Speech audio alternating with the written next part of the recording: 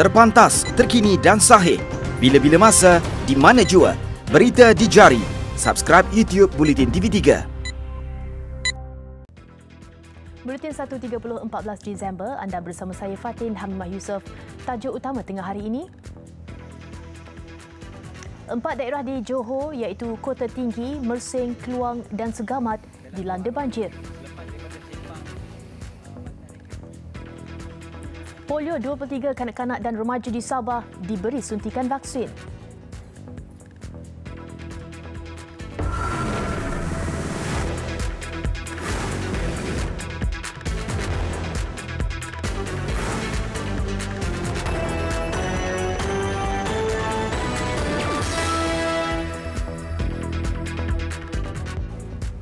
Assalamualaikum dan salam sejahtera. Yang di-Pertuan Agong Al-Sultan Abdullah Riayatuddin Al-Mustafa Bilal Shah menyuarakan rasa bangga atas pentauliahan putera baginda Pemangku Raja Pahang Tengku Hassanal Ibrahim Alam Shah di Akademi Tentera Diraja Sanders Royal Military Academy Sanders United Kingdom UK pada Jumaat. Baginda menzahirkan harapan agar Tengku Hassanal dapat berkhidmat membantu memajukan negeri Pahang dan lebih penting menjadi seorang yang berwibawa dan bertanggungjawab kepada negara, negeri, agama dan bangsa. Yang di-Pertuan Agong dan Raja Permaisuri Agong berada di UK untuk lawatan khas 8 hari sehingga 16 Disember. Laporan seterusnya bersama Haliza Hashim di Sanders United Kingdom. Yang di-Pertuan Agong Al-Sultan Abdullah diiringi Raja Permaisuri Agong Tunku Azizah Aminah Maimunah Iskandaria berkenan menghadiri pertauliahan putera baginda Tengku Hassanal di Royal Military Academy Sandhurst kira-kira 60 km dari London. Tengku Hassanal, 24 tahun, adalah antara 242 pegawai kadet yang ditauliahkan di pebarisan tamat latihan yang dirasmikan oleh Sophie, Countess of Wessex sebagai mewakili Ratu Elizabeth II. Yang di-Pertuan Agong diberi penghormatan untuk menerima tabik hormat perbarisan. Pebarisan berdaulat ini menandakan berakhirnya latihan tentera selama 44 minggu. Hadirin turut menyaksikan perbarisan pegawai kadet yang telah menamatkan commissioning course. Very proud today. I think it's a big day for this young man. And now it's going to the real world. And I hope that has given him a lot of lessons to be a real leader of the future. Amat menjalani latihan ketenteraan, which should be good for his future. Discipline him, and apabila balik dia akan serve the Malay Regiment kalau salah. Kuantan, insyaAllah 2 tahun. Yang di-Pertuan Agong bertitah acara ini mengembalikan kenangan semasa baginda menjalani latihan di akademi ini lebih 40 tahun yang lalu. Dan sekarang paksalah kena balik ke Malaysia untuk menunaikan kewajipan dia sebagai Pemangku Raja Pahang. Dan mudah-mudahan dia dapat memberi segala hikmat lah, segala hikmat kepada membantu saya dalam memajukan negeri Pahang. Yang lebih penting jadi seorang yang berwibawa dan bertanggungjawab ya, kepada negara, negeri dan agama dan bangsa, insyaAllah. Seorang lagi rakyat Malaysia, Muhammad Muiz Muzamil Mukhtar, turut ditauliahkan di majlis ini. Tengku Hassanal bertitah baginda telah menempuh latihan ketenteraan yang cukup mencabar di akademi ini di mana ia telah mengajar baginda erti kesabaran dan kerjasama. Baginda turut meminta diberi layanan yang sama seperti kadet. Latihan ini adalah satu latihan yang amat susah dan juga it's a testing course. Test your mentality and your fitness. This whole year has been very testing for me. I learned how to be patient. I learned how to work with others, and I learned how to bite it through. And apa yang saya akan buat selepas Sandhurst, saya akan balik ke kampung saya, ke Pahang, dan Saya akan bersama dengan orang kampung saya, round-round tengok kampung-kampung di semua daerah dan juga tolong sebanyaknya kepada negeri saya. Ternyata acara kemuncak lawatan khas diraja ini adalah menghadiri pembarisan tamat latihan anak baginda berdua, di mana Yang di-Pertuan Agong sendiri pernah menimba ilmu ketenteraan di akademi ini pada tahun 1978 hingga 1979. Halisa Hashim, Sandhurst, UK.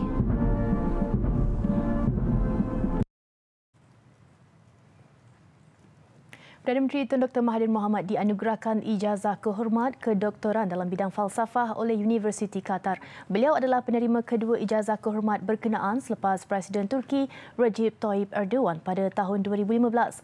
Butirannya oleh Kamarudin Mapek. Penganugerahan disempurnakan oleh Presiden Universiti Qatar Dr. Hassan Rashid Al-Dirham. Dalam ucapan aluannya, Dr. Hassan berkata lawatan bersejarah Tun Dr. Mahathir ke universiti itu akan mengukuhkan lagi hubungan Malaysia dengan Qatar. Tun Dr. Mahathir dalam ucapan penerimaannya pula berkata anugerah itu akan menjadi simbol keagraban kedua-dua negara. Malaysia values its friendship with all countries, large and small, irrespective of their systems of government. In return, we only expect mutual respect and regards. We believe in working together towards a conducive environment for global peace, stability and shared prosperity. Perdana Menteri turut mengucapkan tahniah kepada Universiti Qatar atas pencapaiannya sebagai universiti terkemuka dalam bidang seperti sains dan sastra, pendidikan, kejuruteraan dan pengajian Islam. Beliau mahu lebih banyak kerjasama pendidikan antara kedua-dua negara. Pada masa ini, Universiti Qatar menjalin kerjasama dengan Universiti Melaya, Universiti Teknologi Malaysia dan Universiti Islam Antarabangsa Malaysia. Kamarudin Mape, Doha. Vivo S1 Pro menerokai gaya anda. 4 kamera, 48 megapiksel, ultra jelas main kamera. Vivo.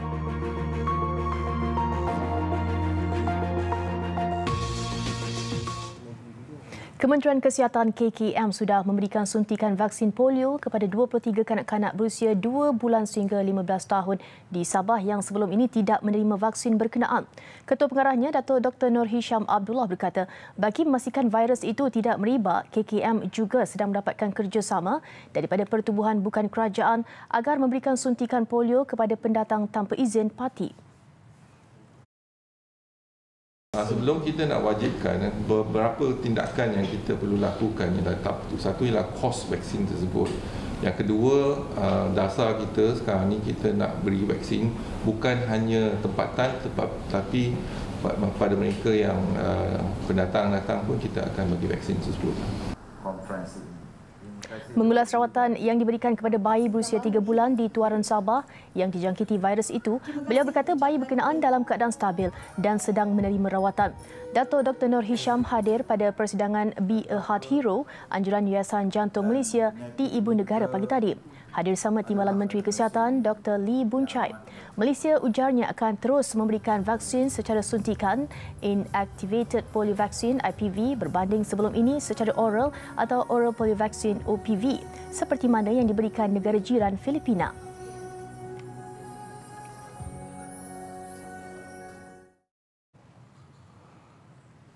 Baik, susulan hujan lebat berterusan banjir kini melanda 4 daerah di Johor sehingga tengah hari tadi. 17 pusat pemindahan sementara PPS dibuka di Kota Tinggi, Mersing, Kluang dan Segamat. Angka itu membabitkan seramai 785 orang daripada 210 keluarga ditempatkan di semua PPS berkenaan. Paling ramai dipindahkan di Kota Tinggi selepas mangsa banjir meningkat kepada 587 orang di 9 PPS, termasuk lebih 280 orang di PPS Sekolah Kebangsaan SK Sedili Kecil dan Dewan Raya Sri Mahkota. Manakala di Mersing, 390 orang dipindahkan di 4 PPS iaitu di SK Bandar Endau, SK Aipapan, SK Mersing Kanan dan SK Tengluk. Pemantauan secara berterusan sedang dilakukan di daerah terbabit oleh pelbagai agensi. Sekretariat Jawatankuasa Pengurusan Bencana Johor memaklumkan 4 PPS dibuka di Keluang pagi tadi menempatkan 23 keluarga. 1 PPS di Balai Raya Lembah Bakti Sugamat pula menampung 97 mangsa banjir. Sementara itu, banjir turut menyebabkan beberapa kawasan jalan terputus hubungan. Jalan terjejas di Kota Tinggi iaitu Jalan Mawai Bukit Samsu dan Jalan Mawai Sudili serta 3 jalan di Kampung Tunjuk Laut. 3 lokasi di Mersing iaitu Jalan Tenggaroh, Kota Tinggi, Tenggaroh 3 ke Mawai, Kota Tinggi Sedili serta Jalan Endau Batu 12 Rompin.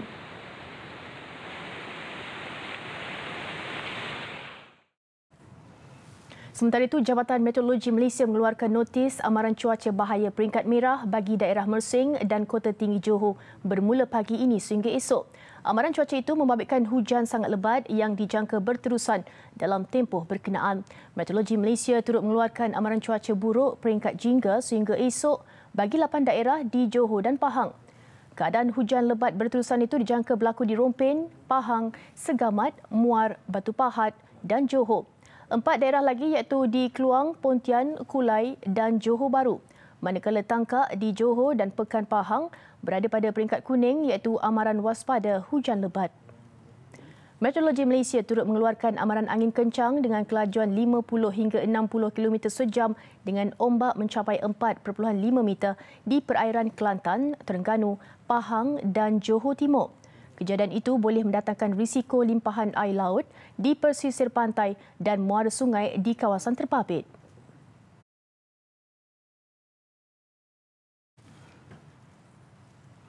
Dalam perkembangan lain, Lembaga Kemajuan Tanah Persekutuan atau FELDA dalam proses menilai kerosakan ladang miliknya akibat banjir di Kelantan baru-baru ini. Ia berikutan terdapat kawasan ladang yang didapati terjejas akibat ditenggelami air. Pengurus Besar FELDA wilayah Gua Musang, Dr. Muhammad Syaiful Hassan berkata, antara ladang yang terjejas adalah di Kemahang 4 Tanah Merah apabila kira-kira 1,000 hektar tanaman kelapa sawit ditenggelami air. Menurut beliau, kawasan itu kawasan lembah yang mudah dinaiki air dan pihaknya dalam proses menilai kemusnahan keseluruhan tanaman. Baru-baru ini, Kelantan mengalami banjir gelombang pertama dan dijangka berlaku banjir gelombang kedua di negeri ini pada penghujung Disember ini. Dr. Muhammad Syaiful berkata banjir gelombang pertama itu hanya membabitkan ladang di Kemahang 4 sahaja, manakala di Gua Musang tiada kawasan yang terjejas. Kini FELDA wilayah Gua Musang katanya bersiap sedia bagi menghadapi banjir gelombang kedua untuk menyediakan kemudahan bot dan membekukan cuti kaki tangan bagi menghadapi kemungkinan berlaku. Seterusnya, masa gelombang pertama banjir di Rantau Panjang Kelantan terus menerima simpati dan perhatian pihak yang prihatin. Mereka termasuk lebih 100 penduduk daripada 20 keluarga di Kampung Siram, Pantai Rantau Panjang iaitu lokasi yang paling teruk terjejas banjir. Ketika banjir awal bulan ini, Kampung Siram yang terletak jauh dari laluan utama Rantau Panjang dinaiki air hampir 5 meter. Keadaan air yang naik secara tiba-tiba menyebabkan ramai penduduk berdepan detik cemas terperangkap di rumah. Mereka bergantung kepada bantuan bot pasukan penyelamat untuk membawa mereka ke pusat pemindahan setelah sehari terperangkap. Menerusi program Pasukan Banjir, penduduk kampung berkenaan menerima sumbangan pelbagai NGO bagi meringankan beban susulan bencana itu. Wakil 28 NGO Kelantan terbabit prihatin risiko banjir gelombang kedua, terutama nasib lebih 10,000 penduduk di kampung yang terletak berhampiran Sungai Golok. Kehadiran kita pada hari ini untuk memberi peringatan bahawa kita akan mengalami gelombang kedua yang dijangka pada 24 bulan inilah. Jadi saya datang ke sini semua ni untuk menyarankan mereka untuk berjaga-jaga untuk berpindah sekiranya dapat info untuk berpindah. Pihaknya turut menyediakan 5 bot laju bagi membantu pihak berkuasa di bawah Sekretariat Pengurusan Bencana Negeri Kelantan. Turut membantu kira-kira 100 sukarelawan bersama 20 kenderaan Persatuan Pacuan 4 Roda Kelantan bagi menyalurkan bekalan makanan asas kepada penduduk.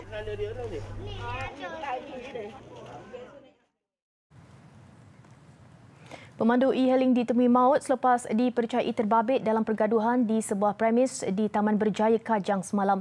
Ketua Polis Daerah Kajang, Assistant Commissioner Ahmad Zafir Muhammad Yusof berkata pihaknya menerima panggilan kecemasan berhubung kejadian itu pada jam 3.50 petang. Siasatan awal mendapati berlaku perselisihan faham antara mangsa berusia lingkungan 30-an dengan seorang pekerja premis terbabit. Mangsa disahkan meninggal dunia di lokasi oleh pasukan perubatan dari Hospital Kuala Lumpur. Ahmad Zafir berkata susulan itu pihaknya menahan 6 individu berusia antara 23 hingga 64 tahun untuk membantu siasatan. Beliau meminta orang ramai yang mempunyai maklumat lanjut berhubung kejadian menghubungi pegawai penyiasat kes talian terterap.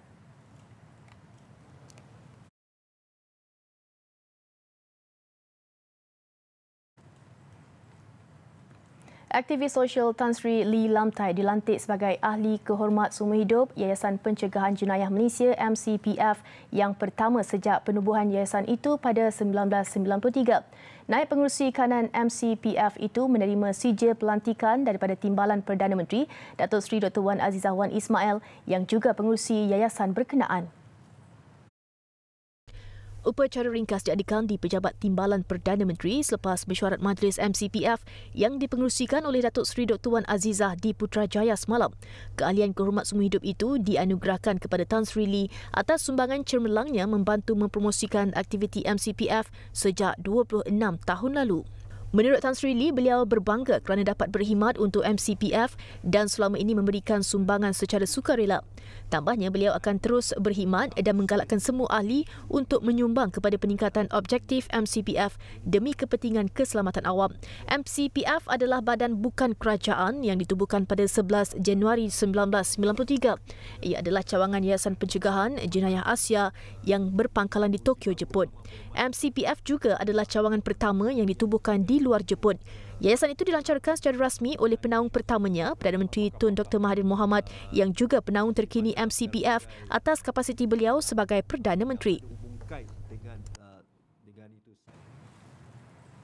Malaysia mengunjurkan trend percutian lebih lama atau slow travel sebagai trend perjalanan utama pada tahun 2020 meningkat 20% berbanding tahun sebelumnya.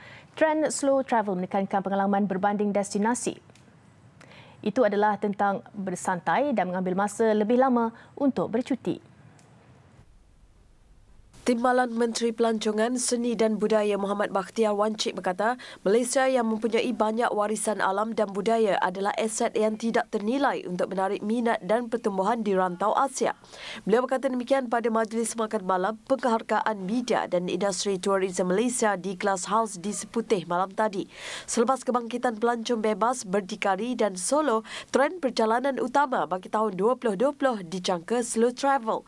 Menurut Skyscanner, peratusan tertinggi pelancong Asia yang meminati slow travel atau percutian lebih lama pada tahun 2020 termasuk Korea Selatan 31% dan Hong Kong 29% berdasarkan gaya hidup pantas di beberapa bandar Asia. Tambah beliau, laporan berkenaan turut menunjukkan peningkatan minat global ke destinasi di Asia berbanding Eropah pada tahun 2020 dengan lebih daripada 75% destinasi pilihan di rantau ini. Menteri Hal Ehwal Ekonomi Datuk Seri Muhammad Azmin Ali antara 10 individu sohor kini yang tersenarai dalam carian utama Google sepanjang tahun 2019. Antara yang turut tersenarai ialah selebriti Indonesia Vanessa Angel dan selebriti lain termasuk Alif Aziz, Emma Maimbong dan Ben Amir. Menurut Pengurus Komunikasi Produk Pengguna Google Malaysia Nadia Han, rakyat Malaysia cenderung mencari maklumat yang unik bagi tahun 2019. Ini jelasnya membuktikan bahawa pemikiran rakyat di negara ini mempunyai daya imajinasi yang tinggi. Berikut senarai carian sohor kini filem di Google bagi tahun 2019. Filem Joker menduduki carta paling atas diikuti Captain Marvel dan Avengers Endgame. Sementara itu, bagi senarai carian sohor kini lagu, senorita hasil duet penyanyi antarabangsa Shawn Mendes bersama Camila Cabello menduduki carian tertinggi. Manakala mimpi nyanyian kumpulan rap tempatan K-Click berhasil menepis lagu nyanyian Maroon 5, Blackpink dan Ariana Grande. Berikut senarai carian sohor kini bagi kategori individu 2019.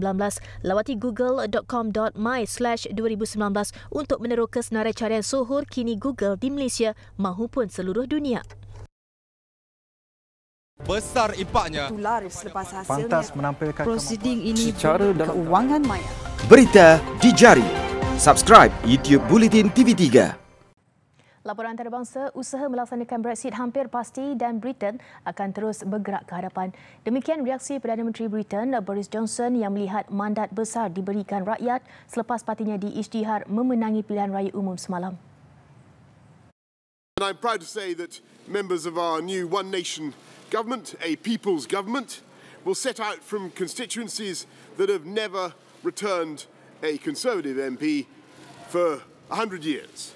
And yes, they will have an overwhelming mandate from this election to get Brexit done, and we will honour that mandate by January the 31st. Beliau berkata demikian di luar Downing Street selepas keputusan akhir itu disahkan memberikan Konservatif sebagai majoriti 80 kerusi di Dewan Rakyat dengan 650 kerusi. Kemenangan itu sekaligus mengukuhkan usaha beliau untuk melaksanakan Brexit pada 31 Januari depan. Keputusan undi semalam turut menyaksikan calon pembangkang Elmo hanya mendapat 8 undi berbanding Johnson 25,351 undi.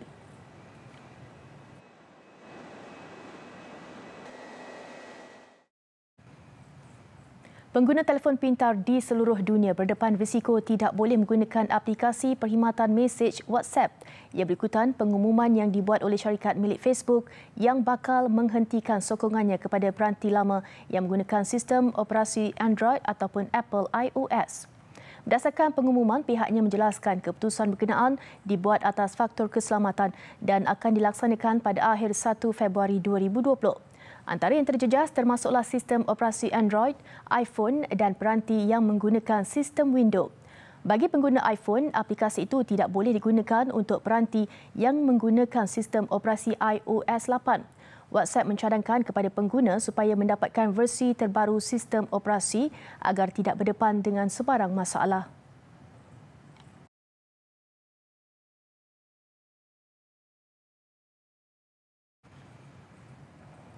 Pemimpin Hong Kong Carrie Lam berlepas ke Beijing hari ini untuk lawatan yang pertama ke ibu negara China itu sejak kerajaannya mengalami kekalahan dalam pilihan raya tempatan bulan lalu.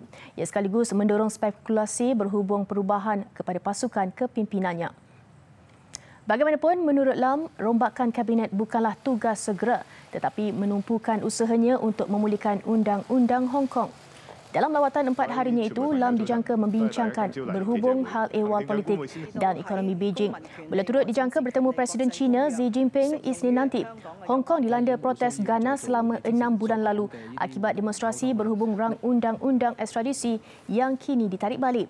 China bagaimanapun mengutuk rusuhan terbabit dan menafikan penglibatannya dalam hal ehwal Hong Kong.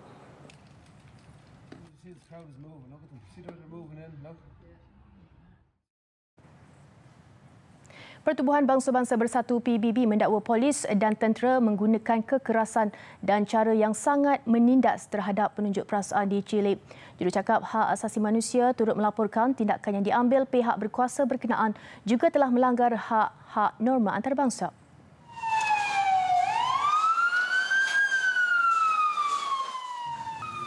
Dakwaan itu diberikan selepas polis Chile bertempur dengan penunjuk perasaan semasa protes besar-besaran di Ibu Plaza Italia baru-baru ini.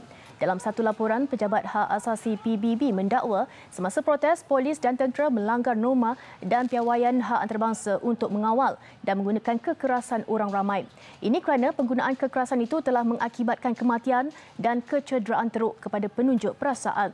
Laporan itu turut menyebut 113 kes penyeksaan dan berlakunya perlakuan buruk dan 24 kes keganasan seksual dilakukan pasukan polis dan tentera. Krisis Chile meletus pertengahan bulan Oktober lalu berikutan kenaikan harga tambang pengangkutan awam sehingga menyebabkan protes besar-besaran.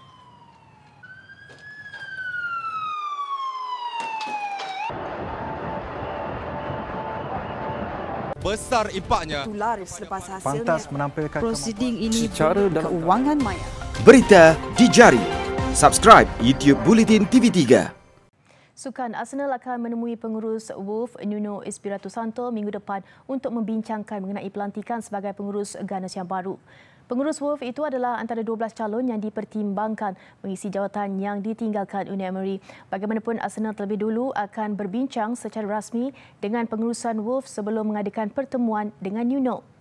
Selain itu, pengurus Belgium Roberto Martinez yang memiliki pengalaman mengendalikan klub Wigan dan Everton turut akan ditemui untuk mengisi kekosongan itu selepas Emery dipecat bulan lalu. Pengurusan nasional turut akan berbincang dengan calon lain seperti Mauricio Pochettino, Mikel Arteta dan Patrick Vieira. Keputusan muktamad akan dibuat selepas itu. Dalam perkembangan lain, James Milner menandatangani kontrak baru 3 tahun bersama Liverpool yang mengekalkannya di Anfield sehingga 2022. Pemain tengah itu yang menyertai Reds dari Manchester City menerusi perpindahan percuma pada Oktober 2015 sebelum ini berkata dia berharap perjanjian baru dapat dimuktamadkan selepas sudah 4 tahun berada di Merseyside. Bintang berusia 33 tahun itu sudah bermain sebanyak 198 kali untuk The Reds. Dia memainkan peranan penting pada musim ini yang menyaksikan juara Eropah itu mengisi tangga teratas Liga Perdana ketika ini. Sekalipun posisinya berubah daripada pemain tengah kepada pertahanan di bawah kendalian Jurgen Klopp, Milner sudah menyumbat 25 gol untuk Liverpool dan menjadi pilihan utama jurulatih dari Jerman itu. Buletin 1.30 sampai di sini. Sebelum berpisah, kami tinggalkan anda dengan visual Cape Superman pertama di Amerika Syarikat. Saya Fatin Habibah Yusof. Salam hormat dan selamat berhujung minggu.